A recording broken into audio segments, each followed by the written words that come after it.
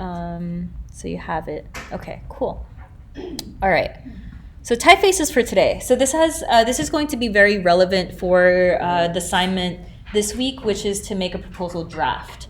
So we're making a typeface for today, not yesterday, not the 19th century.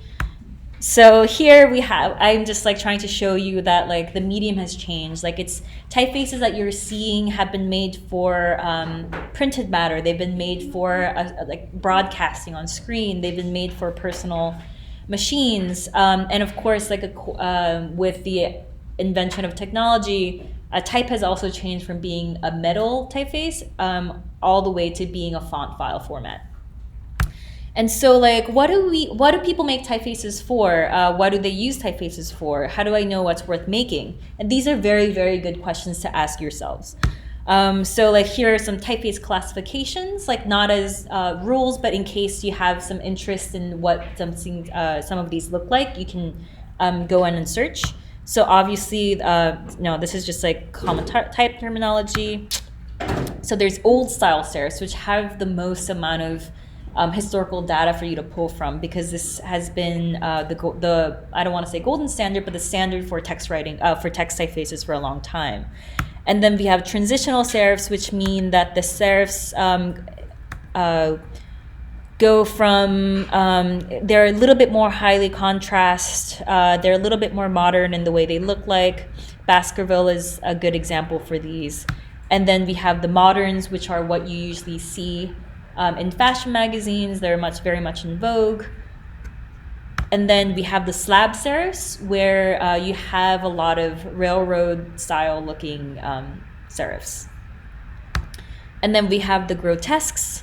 Helvetica is a prime example. And then we have geometric sans serifs, Futura, Avenir. And then the humanistic sans serifs, which you're used to looking at, Gil. Just need to put in there because it's like the most commonly known one, but also Optima is humanistic. So humanistic is a category where you're supposed to see a little bit more of the human hand in there, but it's these are like spectrums as opposed to like buckets that are set. Oh, okay. Why do we have this again? Okay, so the first question is what will it be used for, and where will it live? So there's so many different things other than just the printed media. Like it might be for printed media, but it might be for mobile devices. But if it's mobile devices, is it for wearables? Is it for VR, AR?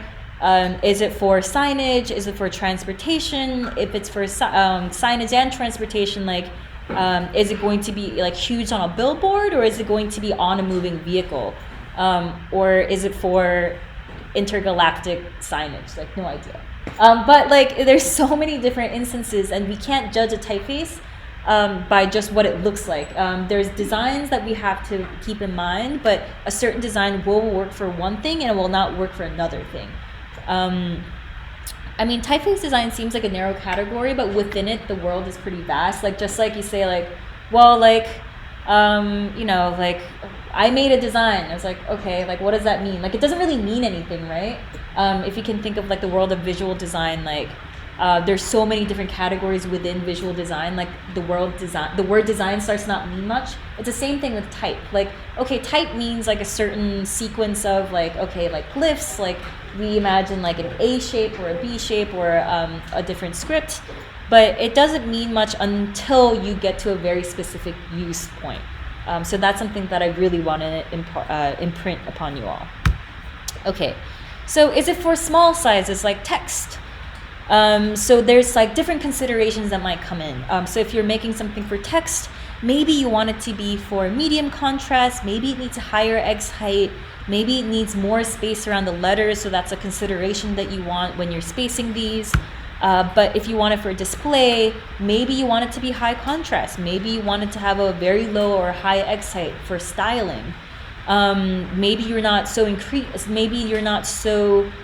concerned about legibility. So these are different. Like these are very, very broad categories. But and there's also this thing where in this class you will probably only be able to make one full set for one certain style.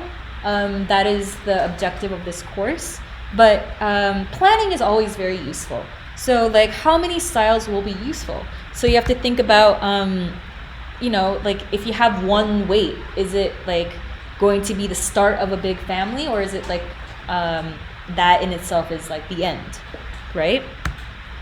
And then are there any visual effects that I would like to achieve by pairing it? Because typefaces are flexible in where they appear by whoever is creating like the overarching design, right? Not just, well, the typographer, let's say. Like who is your audience? Is your typographer audience going to use it with a different typeface? Like for example, for if you're making headline for a magazine, then will the articles be in a different typeface from the headline that you are designing, right? Like, so there is different parameters. And then so like, then you need to think about like what your potential use case look like. Will your design typographer audience be styling with contrast, or will they be harmonizing with similarities? So like, do you want it to be very different from where it lives, or do you want it to be very similar? And also this is like, what about Latin, non-Latin pairings? Maybe you want to pair it with a non-Latin typeface. And so like, this is like the part that you want to be, what is it? Like just like take into consideration where these are like a harmonized version according to the what's in the middle, which is the Latin typeface. So here you're seeing that terminals are very similar, the amount of counter spaces are very similar, like the joins are similar, although they're in a different script. So if there's a different script that you want to match your typeface to, you have to pay attention to these details. Like I want to match my typeface to this style in a different script. Then like, what are these elements that you can pull from this script to make my Latin typeface more conducive to being displayed with this X script, for example. And also the texture matters as well. So even if the scripts are different, when you lay them in a body of text next to each other, they shouldn't look like one is like jumping out over the page or like or disappearing. So that texture is very important, like the density of it, the impression of it. Okay, so there's many different typefaces that you can reference to see how other people have done it. There aren't too many typefaces that have like a huge amount of global script coverage, but Neue Fertiger World is one, Nodo, Google Nodo is one, there's IBM Plex, so there's like different typefaces that you can reference, although if your interest is pretty niche, it might not, maybe you're the first person to make it and that's great. Yeah, so keep in mind those things. And also, are there any technical requirements? Font file size increases loading time. So if you theoretically want to make your typeface for like a very fast loading video game, then maybe making like a hugely textured brush typeface is not to your advantage, because more points equals bigger file size. And as we all know, like if you have like a web page that's loading like 15 different fonts, it loads a lot slower. So that's something to keep in consideration. Yeah, and also this is like an antiquated thing, maybe perhaps, but also like what's the highest resolution that your font will be shown in, the lowest resolution that your font will be shown in. Yeah, okay. And so this is just going to be in the recorded video, so I'm not going to linger on this too much, but there's like a lot of different archives that you can reference. So there's lectures you can see. Okay, here maybe I think this. Oh, actually, there's a section on it. Okay, so fantastic fonts and where to find them. So maybe you want to see what other people have done, and this is very, very good for your market research in the proposal section of your template.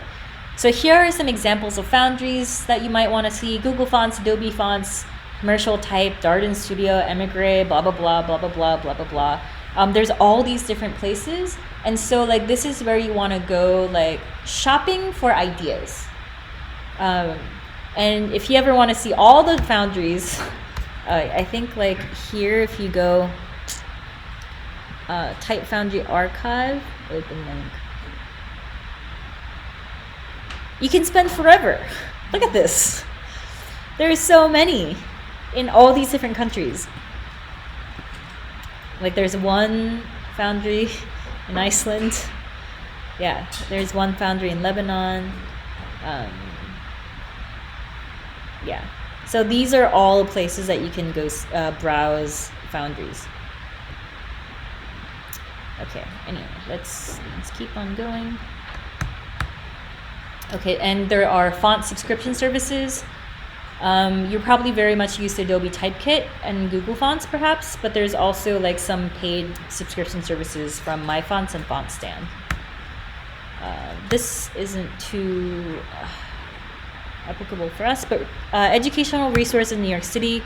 So these are just like reference points. So if there's like calligraphy classes you're looking into, these are good places.